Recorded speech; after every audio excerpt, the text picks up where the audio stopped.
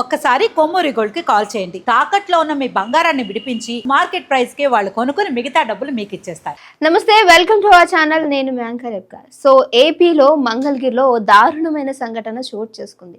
సాధారణంగా మనం ఏ గొడవలతోనో కోపాలతోనో చనిపోవడం లేదంటే చంపేయడం లాంటివి చూస్తూ ఉంటాం. కానీ టీవీ వాల్యూమ్ తగ్గించమన్నందుకు ఓ భర్తని చంపేసింది భార్య.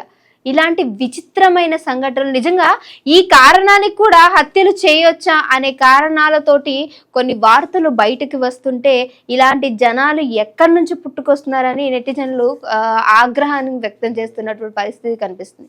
అసలు ఏం జరిగింది అనేసి మ్యాటర్లోకి వెళ్తే, మంగళగిరిలో దాంపత్య జీవితంలో చక్కటి భర్త భార్య ఎంత ఆనందంగా జీవితాన్ని గడుపుతున్నారు. కానీ భర్తకి ఏం జరిగిందో తెలీదు. ఓ కేసు ద్వారా తను పోలీస్ స్టేషన్కి వెళ్ళడం జరిగింది.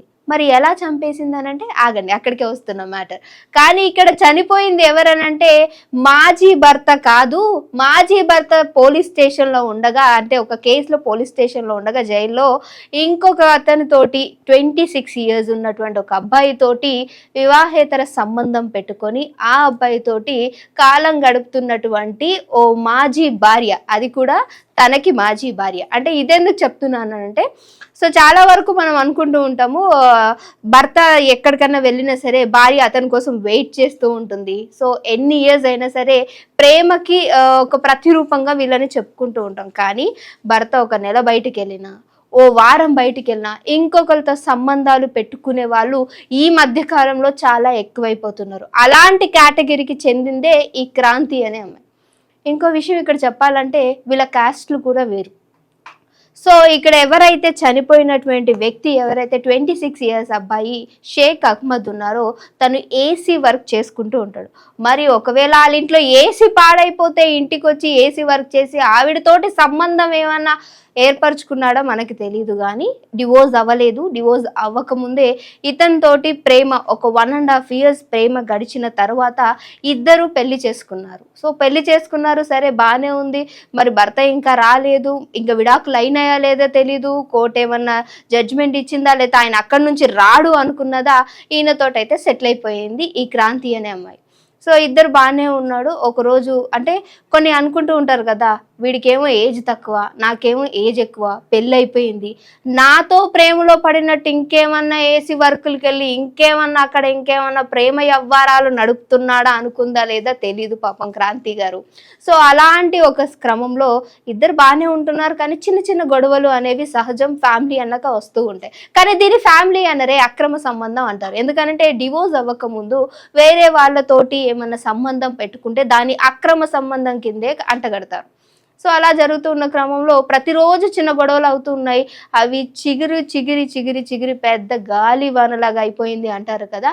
అలాంటి ఓ గాలివాన తుఫాను వచ్చిన క్రమంలో టీవీ చూస్తుండగా వాల్యూమ్ తగ్గించు అని అడగటం, దానికి ఈవిడికి ఇంకా కోపం ఎక్కువైపోవడం. ఆ కోపంలో ఏం చేయాలో తెలియక, నార్మల్గా సాధారణంగా ఆడవాళ్ళు ఏంటంటే ఇంట్లో భర్తలు ఏమైనా చేస్తూ ఉంటే గిన్నెలు అటీసిరేస్తారు ఇటీసేస్తారు.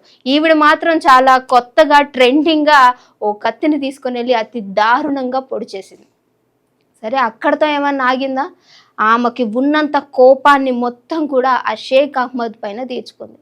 మంచి జీవితం, ఇంకెవరినైనా పెళ్లి చేసుకుంటే చక్కగా పిల్లా పాపలతో ఉండేవాడు. అలాంటిది ఓ పెళ్ళైపోయి భర్త స్టేషన్లో ఉన్నాడు, జైల్లో అంటే ఆ కుటుంబం ఎలాంటిదో తెలుసుకోకుండా వెళ్ళి అంటే అంటూ ఉంటారు కదా, నీ గోతులో నువ్వే పడతావు వేరే వాళ్ళకి తీసినా అని. అలాంటిదే ఇక్కడ జరిగిందని చెప్పొచ్చు. సో పెళ్ళైపోయింది అన్నాక భర్త జైల్లో ఉన్నాడంటే అసలు ఆ ఫ్యామిలీ ఎలాంటిదో తెలుసుకోకుండా వెళ్ళి అక్కడ గోతులో పడ్డావంటే తప్పు వీడిదే అంటారు కదా అందరూ. సో ఇక్కడ జరిగింది ఏంటి అని అంటే, వివాహేతర సంబంధాలు తెలుసుకోకుండా, అంటే ఫ్యామిలీ అటేడు తరాలు ఇటేడు తరాలు చూసుకోకుండా పెళ్లి చేసుకోకూడదు అంటారు. అలాంటివి చేయటం వల్ల ఇలాంటివి జరుగుతున్నాయి. ఒక్క వాల్యూమ్ తగ్గించినందుకు నిజంగా మనిషిని చంపేయాలా?